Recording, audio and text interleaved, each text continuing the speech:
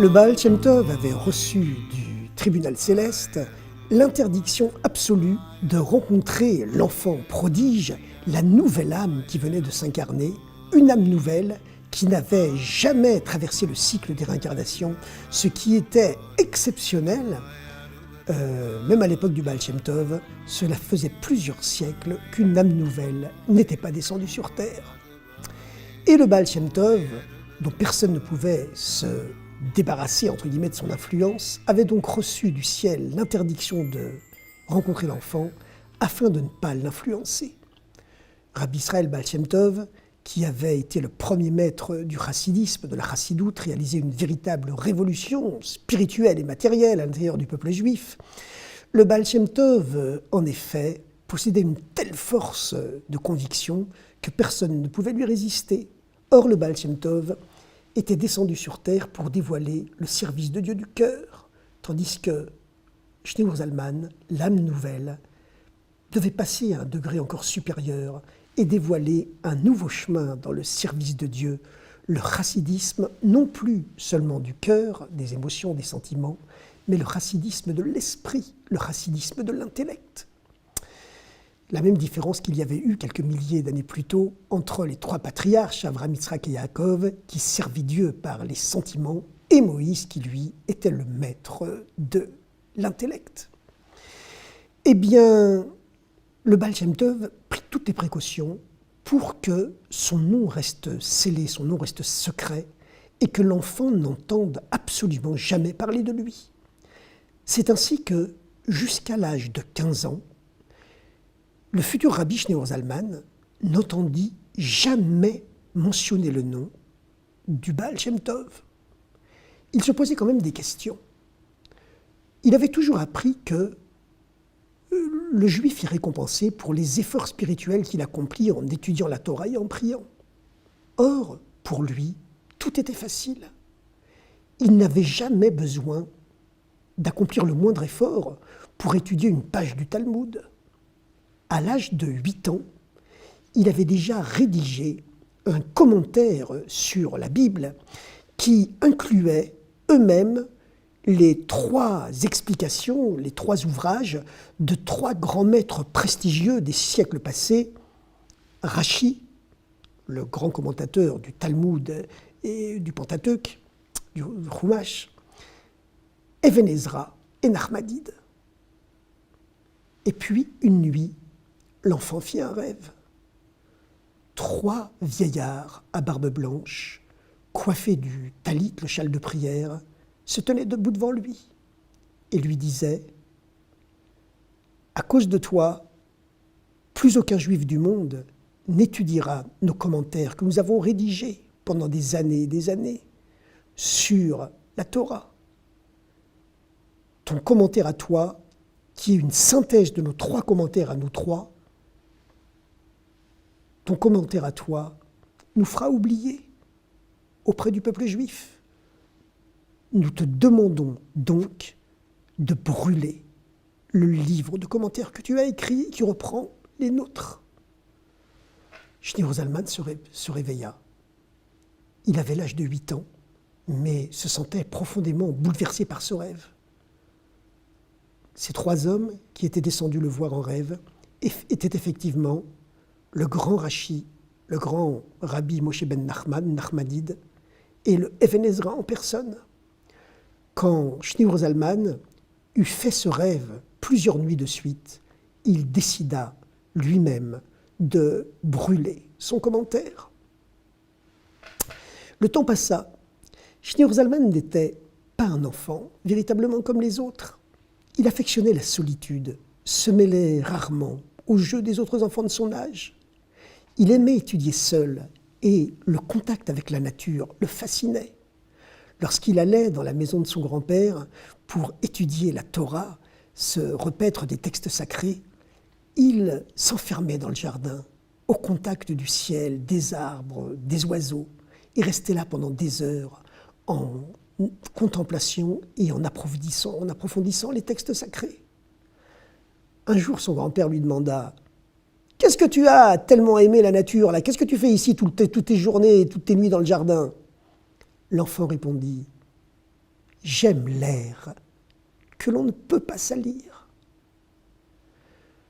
Le jour de sa bar mitzvah, à l'âge de 13 ans, il récita au milieu de la synagogue un commentaire d'astronomie sur la position des planètes afin de déterminer la date des fêtes et du calendrier, un commentaire d'astronomie qui reprenait toutes les œuvres de Maïmonide en personne, et il délivra un cours magistral qui laissa les plus grands rabbins présents complètement stupéfaits. Eux-mêmes n'arrivaient plus à le suivre, eux-mêmes n'arrivaient plus à le comprendre. Cela faisait déjà 2 ans d'ailleurs que son propre maître personnel lui avait dit qu'il n'avait plus besoin d'aucun maître pour lui enseigner et qu'il devrait dorénavant faire son chemin dans la Torah tout seul. Et pendant toutes ces années, Shneur Zalman se demandait toujours pourquoi est-ce qu'il n'avait pas le mérite de se forcer, de se fatiguer pour étudier la Torah, pour l'honneur de la Torah. C'est seulement lorsqu'il eut l'âge de 15 ans et qu'il se rendit à Mézérich, chez le fameux Maguide, le successeur du Baal Shem Tov, qui avait pris 2 fois la force de son maître, que le Maguide lui dévoila alors qui il était, une âme du monde suprême, telle qu'il ne s'en était pas incarné dans le monde depuis déjà plusieurs centaines d'années. Et c'est la raison pour laquelle toute la Torah s'ouvrait pour lui et ne nécessitait aucun effort. Pendant ses années d'enfance, Shneur Zalman recevait souvent la visite chez lui d'hôtes de passage mystérieux, qui étaient les invités de son père. Ces hommes faisaient partie du fameux groupe des Tzadikim Nistarim, les kabbalistes secrets, dirigés par le célèbre Adam Baal Shem au départ, et qui s'étaient donné pour mission de relever le niveau matériel et spirituel du peuple juif. À une époque où une paire de chaussures pouvait durer toute une vie, et où la plupart des enfants marchaient pieds nus, même en hiver, parfois dans la neige, où il fallait véritablement faire de gros efforts pour se chauffer, où le courant n'existait pas, etc., eh bien, ces maîtres avaient fait exprès d'apprendre des professions matérielles, menuisiers, tailleurs, cordonniers, pour aider leurs frères juifs. C'était en vérité de très grands maîtres spirituels, de très grands kabbalistes, qui maîtrisaient parfaitement par cœur souvent les 2 Talmuds de Jérusalem et de Babylone, ainsi que l'ensemble du droit juif. Mais ils tenaient à garder leur identité secrète. En réalité, ce groupe de kabbalistes secrets constituait tout un réseau dans le royaume de Pologne. Chacun avait son propre territoire. Lorsqu'ils arrivaient dans un village, eh bien, grâce à leur talent manuel qu'ils s'étaient forcés à apprendre, ils devenaient cordonniers, confectionnaient des chaussures pour que tout le monde puisse désormais être chaussé, ne plus marcher pieds nus. Ils aidaient les Juifs, grâce à leur talent de menuisier, à construire des maisons, grâce à leur talent de tailleur, à se refaire des habits. Et en même temps, ils réalphabétisaient les communautés juives qui, à l'époque, avaient sombré dans une telle misère matérielle et spirituelle que souvent les parents n'étaient plus capables d'éduquer leurs enfants. Pour la première fois de toute l'histoire juive, une grande partie du peuple juif était devenue en Europe analphabète. Et donc, ces grands maîtres relevaient le niveau du peuple juif. Lorsqu'ils avaient fini de relever le niveau matériel et spirituel d'un village, ils repartaient dans un autre village. Chacun possédait son propre territoire. Toute l'Europe de l'Est, qui recelait à l'époque 80% de la population juive mondiale, dans ce fameux royaume de Pologne qui n'avait pas encore été partagé, pas encore annexé par les puissances voisines, l'Autriche, la Russie et la Prusse, eh bien, leur territoire était parfaitement structuré et ils se retrouvaient de temps en temps entre eux dans la maison du père de Shneur Zalman, Rabbi Baruch, et de sa femme Rivka. Le jeune enfant les observait. Quelquefois, ces hommes, qui apparemment n'étaient que des colporteurs, des menuisiers ou des cordonniers ambulants, se dévoilaient à lui et l'aidaient à comprendre des pages du Talmud. L'enfant était ébloui par leur connaissance, leur grandeur spirituelle.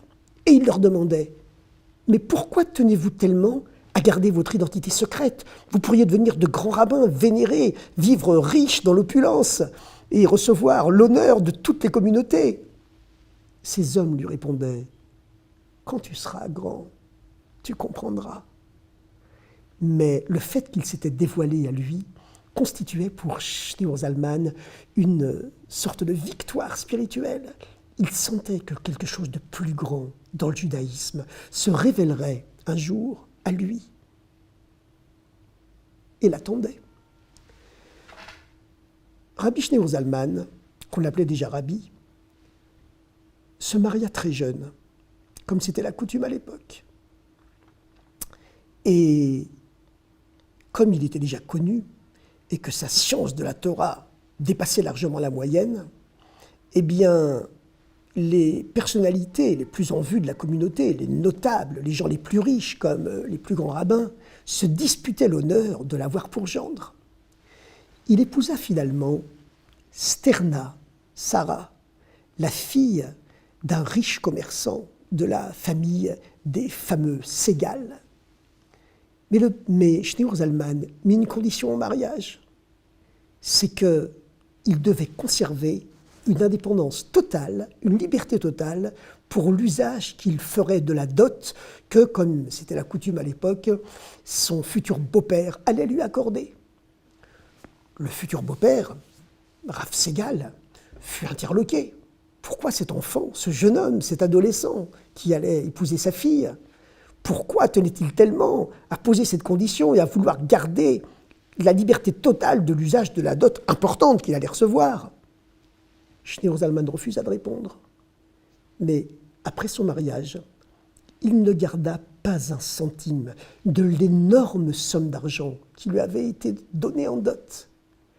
À la place de l'utiliser pour lui, il acheta d'immenses terres, d'immenses terrains agricoles sur les bords du Dniepr et les distribua gratuitement à des centaines de juifs démunis, notamment des centaines de paysans qui avaient été chassés du royaume de Bohême voisin.